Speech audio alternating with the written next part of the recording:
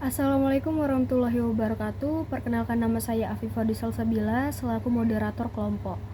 Pada kesempatan kali ini, saya bersama teman-teman saya akan mempresentasikan tentang queue atau antrian. Sebelum presentasi dimulai, ada baiknya saya memperkenalkan anggota kelompok saya. Yang pertama adalah Nurmu Arif Kasatrio sebagai ketua kelompok, dan dilanjutkan oleh Sena Rizky Maharani sebagai anggota kelompok.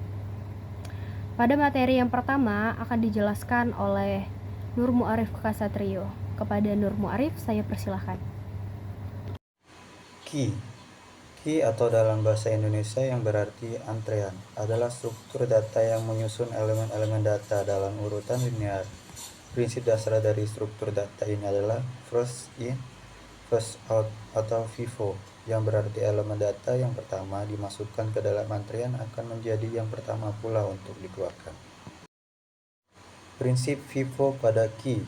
Caranya bekerja adalah seperti jajaran orang yang sedang menunggu antrian di supermarket, di mana orang pertama yang datang adalah yang pertama dilayani, first in atau first out. Ini adalah contoh dari struktur data key. Selanjutnya ada fungsi queue. Salah satu fungsi utamanya adalah mengatur dan mengelola antrian tugas atau operasi secara efisien.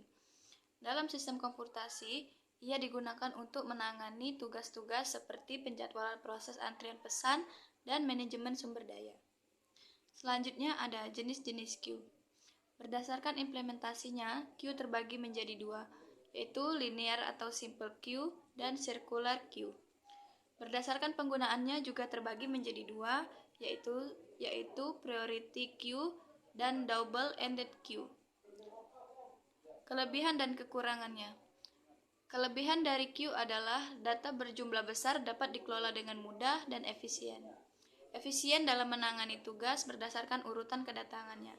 Kekurangan dari queue. Tidak efisien untuk pencarian elemen tertentu dalam antrian, memerlukan alokasi memori yang cukup untuk menyimpan antrian. Berikut ini adalah contoh dan implementasi penggunaan dari queue. Baiklah, saya akan melanjutkan penjelasan yang sebelumnya telah dijelaskan oleh saudara Sena Rizky Maharani. Di sini saya akan menjelaskan tentang implementasi dan contoh penggunaan dari gambar sebelumnya.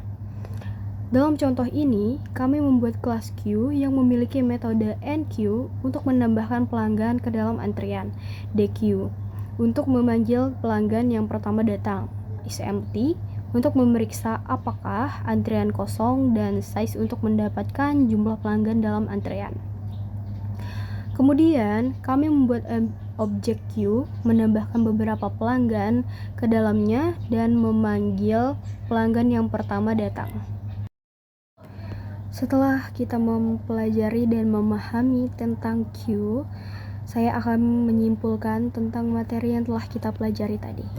Pemahaman tentang struktur data queue menjadi kunci untuk mengoptimalkan efisiensi dan kinerja aplikasi. Kita juga telah melihat contoh implementasi sederhananya, memperlihatkan bagaimana struktur data ini dapat digunakan dalam konteks antrian pelanggan pada kasir. Dengan pemahaman ini, semoga kamu dapat mengimplementasikan konsep struktur data yang tepat. Mungkin sekian presentasi dari kami. Maaf apabila ada kata dan kekurangan. Saya akhiri, wabila taufik wal hidayah. Wassalamualaikum warahmatullahi wabarakatuh.